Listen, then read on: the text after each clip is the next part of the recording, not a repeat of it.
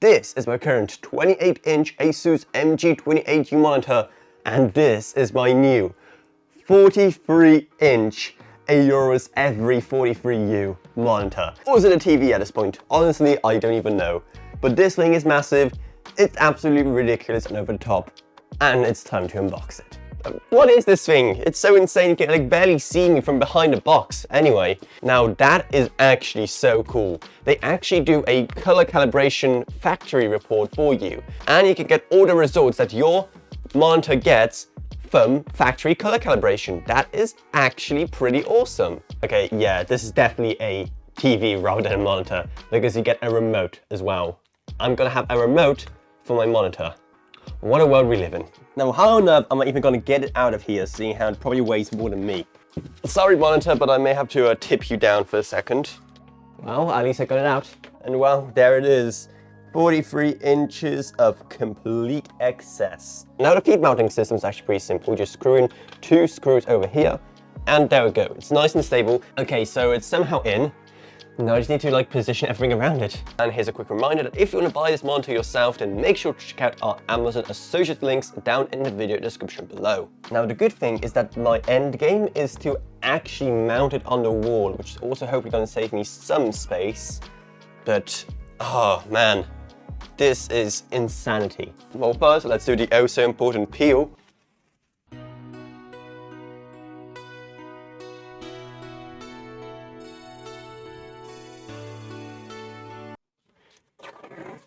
What are the odds I'm gonna like scratch or destroy this thing while I'm connecting everything up?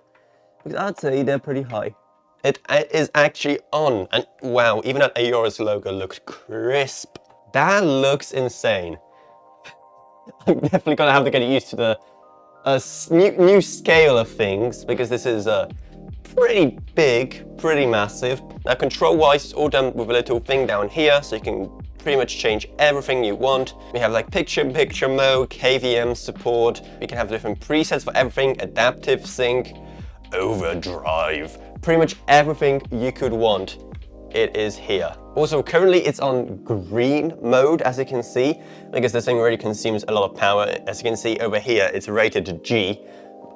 So it starts off at green, but if you want to go further, make it actually brighter and more usable, you can. Just keep in mind it's going to be using up a lot of power. So yeah, starting with nature, I know I'm going to make you cry, but I'm going to go to non-green mode for now, just so you can see what I'm doing here. Now I guess then last thing to do is to play some games. So let's sort of one that Aorus has been really promoting with this monitor, and that's Need for Speed Heat. So honestly, like space-wise, it's not as bad as I imagined it to be. I thought it's going to take up way more space, but anyway, HDR is on. Let's see it. Okay, and now that looks good. Now, if you remember last time we checked out HDR in Need for Speed Heat, it was a bit broken, so it's nice to see that it finally works on this monitor at least. Actually, this is a good opportunity to try the speakers on this thing, which you can actually control via the remote. The remote itself is like decent. It reminds me a lot of like a 5-stick remote. And let me just quickly mute the music a bit, just so I don't get a copy strike to hell and back. It does look really, really good. Now, one thing to note is that we aren't taking full advantage of the, we aren't taking full advantage of the 144 Hz that this monitor has, mainly because, well, getting graphics cards that can do 4K 144 Hz is a bit difficult right now. So right now I'm running a 1080 Ti, which is a good card, but definitely won't be able to do 4K 144 Hz in modern games like this one. So we just have to wait until stuff like the RTX 3090 are back in stock, and then I'll maybe do a part 2. Let me know if you want to see that, because I think that'd be cool. But this is just stunning. The HDR is doing a lot of work, the quantum dot panel is doing a lot of work, and it's just beautiful. Okay, now let's try a slightly different game. Let's try something like Rainbow Six Siege and see how much does this help in a shooter. Here's something you have to be careful of. I just went into my options and it clearly says we are only running at 60 Hz, so that's something we have to quickly adjust. Maybe it just isn't like the cable I was using, I don't know. Let me plug in the one it came with and see if it helps. Okay, new cable is in, let's see if it helps. It doesn't. Wait, is it the fact I'm using an HDMI 2.0 card? Does HDMI 2.1 not support 4K 144? It doesn't, doesn't it? It doesn't. I need to switch to DisplayPort. Give me a second, I'll grab another cable. I hate this. Why does tech have to be so confusing? Well, I guess I probably shouldn't complain, because then I wouldn't have a YouTube channel if I didn't have stuff to explain on it. And there it is. 4K 144 Hz. Yes, let's go. And we can also upgrade our color depth to 10 bits. So now that all of that is sorted out, let's actually go into Rainbow Six and see how well it goes. Plus, thanks to NVIDIA over there, we can actually see how many FPS we're getting. So we can't, again, take advantage of 144 Hz really, because this graphics card just won't be able to drive that many frames at 4K. But one awesome thing is that you have this thing called adaptive render scaling. So I can go all the way up to 144 Hz, and it's going to dynamically alter the resolution that it's rendering at to allow us to reach an FPS. So now we should be running at a stable 144 Hz.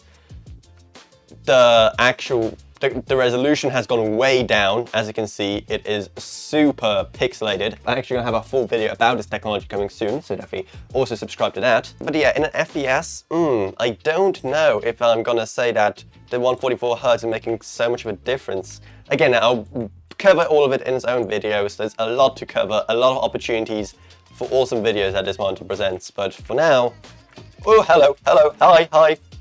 I'm also going to have to get used to actually aiming on such a big monitor.